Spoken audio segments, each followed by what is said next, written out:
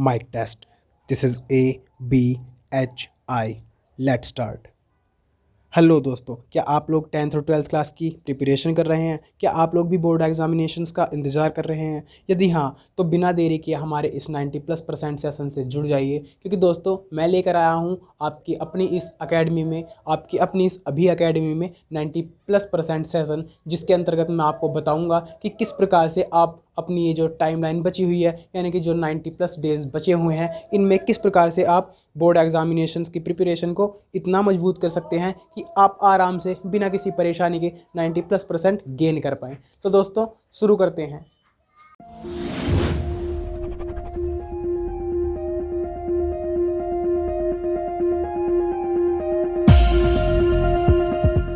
नमस्कार साथियों, मेरा नाम है अभिषेक कुमार और उम्मीद करता हूं कि आप खुश होंगे, अच्छे होंगे, स्वस्थ होंगे। और दोस्तों सबसे पहले मैंने अभी बताया है कि हमारे 90+% सेशन जो है स्पेशली उन स्टूडेंट्स के लिए है जो 10th और 12th क्लास में प्रिपरेशन कर रहे हैं और बोर्ड एग्जामिनेशंस की तैयारी कर रहे हैं, उनका वेट कर रहे हैं। तो दोस्तों सबसे पहले तो मैं कहना चाहता हूँ कि जो भी स्टूडेंट्स बोर्ड एग्जामिनेशन को लेकर बिल्कुल भी किसी भी तरीके से थोड़ा सा भी परेशान है, वो उस परेशानी को भूल जाइए, क्योंकि दोस्तों मैं आपको पूरी तरीके से रिलैक्स करने आया हूँ, पूरी तरीके से जो भी आपका प्रेशर है उसको ख़त्म करने आया हूँ। तो दोस्तों शुरू करते हैं।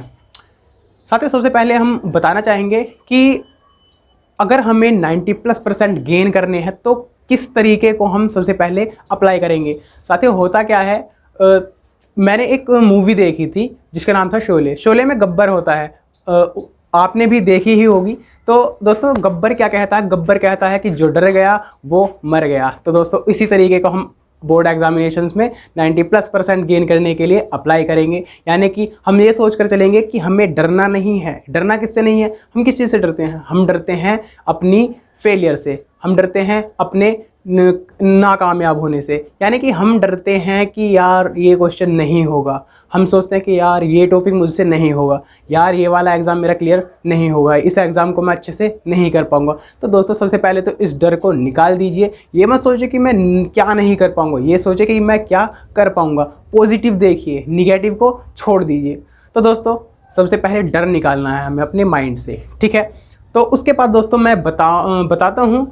हम कह तो देते हैं कि डर निकाल दीजिए, डर फेंक दीजिए, लेकिन कहना तो आसान है लेकिन करना थोड़ा कठिन है, क्योंकि कठिन चीज़ें ही जो होती हैं वो हमें सक्सेस की तरफ लेकर जाती हैं। आसान रास्ते पर तो कोई भी चल लेता है, कठिन रास्ते पर सिर्फ वही चलता है जिसको सक्सेसफुल होना पड़ता है।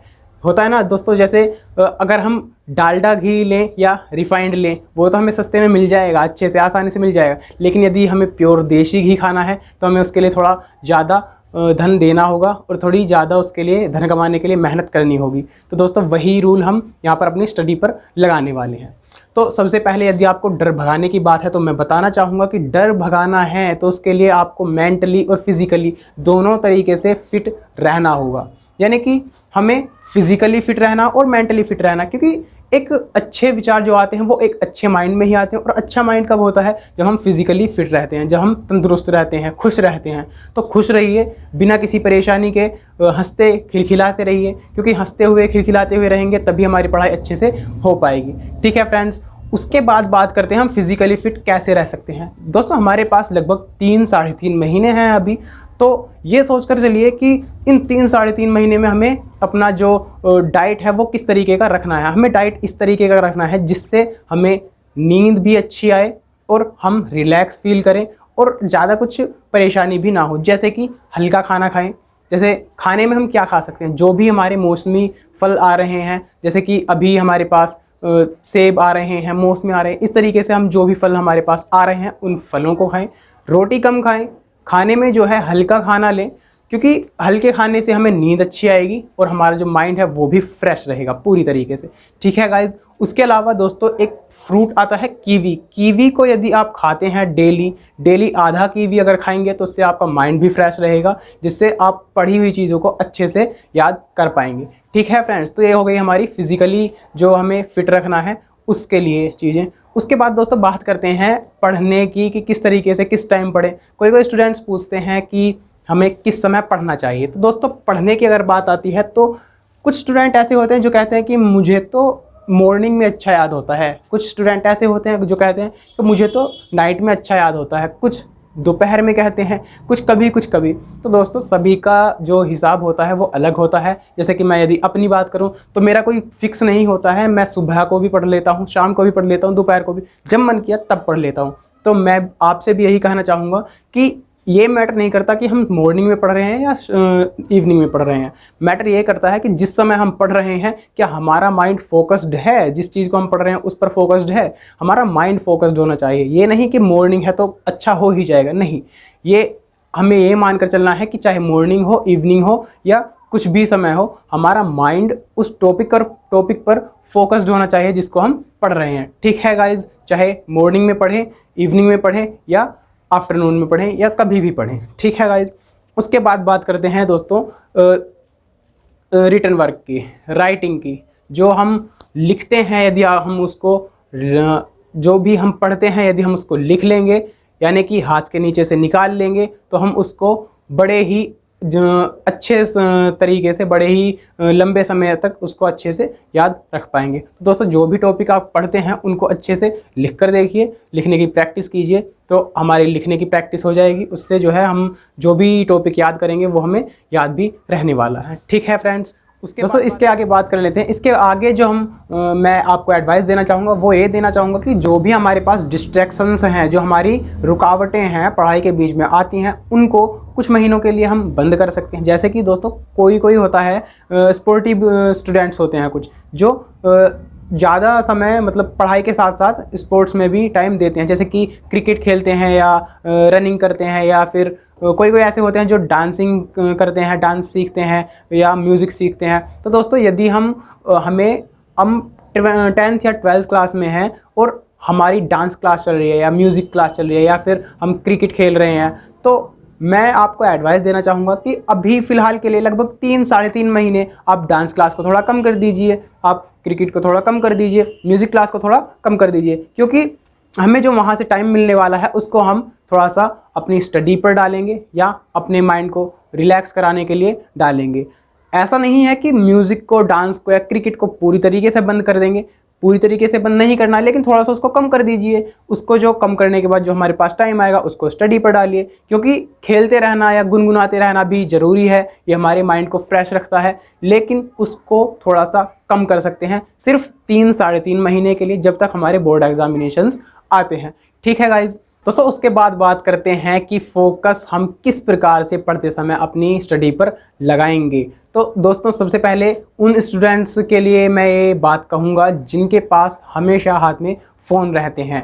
तो दोस्तों अब ये जो है डिजिटल टाइम है, हमें फ़ोन्स को लेना भी ज़रूरी है, कंप्यूटर लैपटॉप होना हमारे पास ज़रूरी है। तो ये तो नहीं कहेंगे कि फ़ोन्स को बिल्कुल अलग रख दीजिए या बंद करके फेंक दीजिए, साइड में रख दीजिए।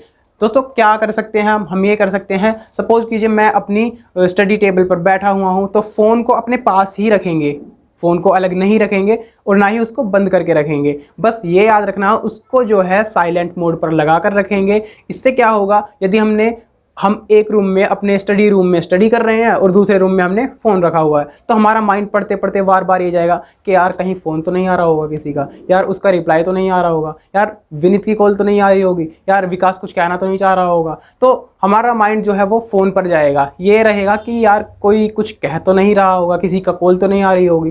तो इसलिए हमें जो है फ़ोन अपने पास ही रखना है। बस याद रखना कि उसको साइलेंट मोड पर रखेंगे, क्योंकि हमें ये रहेगा कि फ़ोन मेरे पास ही है, किसी की कॉल नहीं आ रही है, कोई बात करना नहीं चाह रहा है अभी। ठीक है, तो इससे जो है हमारा फोकस बिल्कुल सिर्फ और सिर्फ स्टडी पर ही रहने वाला है। ठीक है फ्रेंड्स, उसके बाद हम अपनी इस जो 90+ सेशन है, इसके लास्ट में जो लास्ट पॉइंट जो आपको बताना चाहते हैं वो ये है दोस्तों, बिल्कुल पूरी तरीके से रिलैक्स होकर एग्ज़ाम दें। एग्ज़ाम है, कोई युद्ध नहीं है, एग्ज़ाम है, कोई कुछ परेशानी वाली बात थोड़ी है।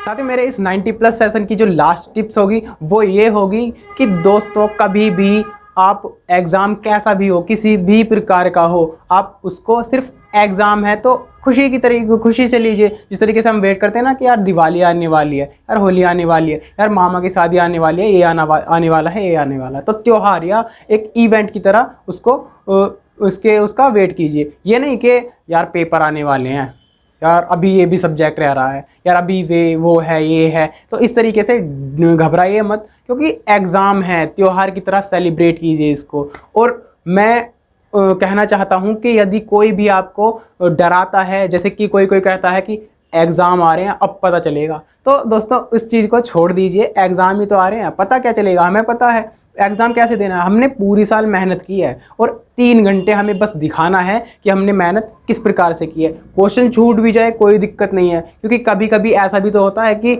एग्जैक्टली जो क्वेश्चन पेपर में आया है वही हम देख नहीं पाए, ठीक है। अब इसका मतलब ये थोड़ी है कि हमने कुछ पढ़ा ही नहीं है, पूरी साल हमने मेहनत तो की है। तो दोस्तों बस मेहनत पूरी साल की है, 3 घंटे हमें ये दिखाना है कि हमने किस प्रकार से मेहनत की है। और यदि आपको कुछ भी डाउट्स हैं, कुछ भी प्रॉब्लम्स हैं, तो आप मुझसे पर्सनली मेरे नंबर पर, मैं अपना नंबर जो है व्हाट्सएप नंबर है वो डिस्क्रिप्शन में डाल दूंगा, और आप मुझसे पर्सनली जुड़ सकते हैं। और जो भी आपके पास प्रॉब्लम्स है, जो भी आपके पास परेशानियां हैं, उनको आप मेरे साथ शेयर कर सकते हैं और मुझसे एडवाइस ले सकते हैं। और दोस्तों इस 90+ सेशन को अभी फ़िलहाल तो हम ख़त्म करेंगे, लेकिन इसके बाद भी मैं अपनी दूसरी वीडियो अपलोड करने वाला हूं 90+ सेशन के लिए ही, जिसमें मैं इनसे भी अच्छी टिप्स और जो कुछ स्टूडेंट्स के क्वेश्चंस हैं उनको सोल्व करने के लिए आने वाला हूं। तो दोस्तों अभी तक यदि आपने अभी अकेडमी को सब्सक्राइब नहीं किया है तो जल्दी से कर दीजिए, क्योंकि बोर्ड अपडेट्स और बोर्ड की जो 10th और 12th क्लास की जो भी सॉल्यूशंस होंगी वो मैं आपको इस चैनल पर प्रोवाइड कराने वाला हूँ। धन्यवाद।